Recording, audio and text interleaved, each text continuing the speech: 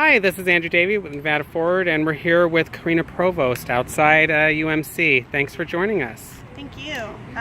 Healthcare is a really important factor in my life. When I was 19, my mom, who happened to be a Brazilian immigrant and later American citizen, had a stroke that we ended up finding out was part of a pre-existing condition called Chiari malformation.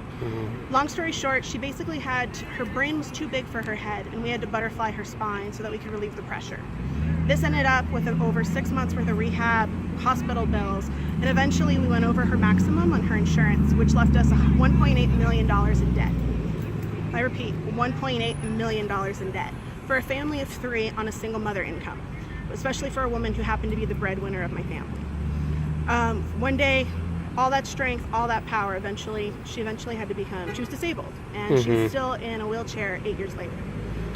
She had to file Chapter 7 a couple of years afterwards just because we couldn't handle the medical bills. And the only thing that kept her alive, because of the anti-seizure medication, the depression medication, all the antibiotics from her surgery that was over 14 hours long, that literally butterflied her spine from top to the bottom of her neck, to move the pressure in her brain. We eventually had to file Chapter 7 because we couldn't afford it. And Medicaid was the only thing that kept her going, because without that, my mother would have died. We couldn't have afforded her medication on her disability, especially taking care of a family of 3. And Medicaid's the only reason why she's still here. So, and I take it this is why you're especially concerned about what's happening in Washington this week. Absolutely. This all happened before the ACA was passed. It was literally 6 months before it went into fruition. And this is a story that needs to be told, because this could impact anyone. One bad day is enough to make your family go into millions of dollars into debt, which made me actually completely quit college to caregive for her, because we couldn't afford any other option. It is an actual realistic portrayal of what can happen without insurance, and too many people. We're starting to see over 40 million people can possibly have this happen to them. The percentage on that is astronomical, and we as American citizens should do better by our own people. So is that what worries you about what's happening in D.C.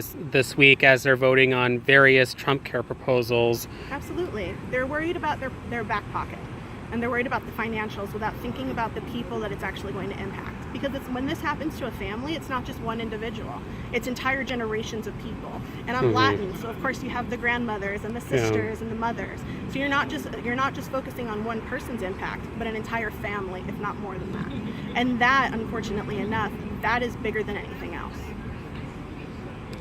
So what are you hoping happens in the next couple days?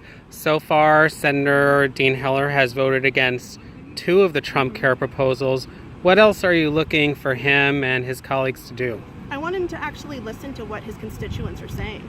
We've had full-on campaigns. We're working with SEIU to actually call people and do phone banking so that they can contact Dean Heller. And I can tell you, the 4 form letters that I've gotten from him are absolutely unacceptable. He has a right to talk to his constituency, which he has not done. Is that all you've gotten from him thus far? Just 4 form letters? Just 4 form letters. And I can tell you, looking from a congressional standpoint, the letters I've sent to Representative Keywan, thanking him for what he's done to represent Nevadans, I actually got a handwritten letter. That tells me that that's someone who cares about his people and his constituency. And I can't say the same about Senator Dean Heller. But I can tell you what, we'll hold him accountable in 2018. Because Nevadans have long memories.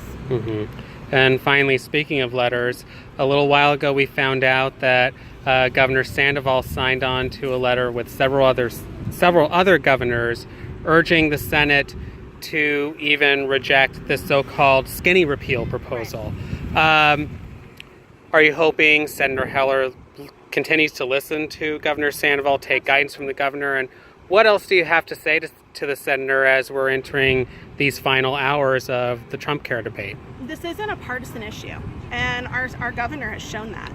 Sandoval has gone repeatedly, over and over, especially with this letter, on what the impact will have to Nevadans, especially rural Nevadans, which most people don't seem to care about. And he's definitely worked with the Democrats to try and focus any inaction. And I think that, honestly, Senator Heller has to look forward, and he has to really look at what's been done and match that. Because this is about people's lives. This isn't about politics. This isn't about policy. People's lives and livelihoods are really at stake here.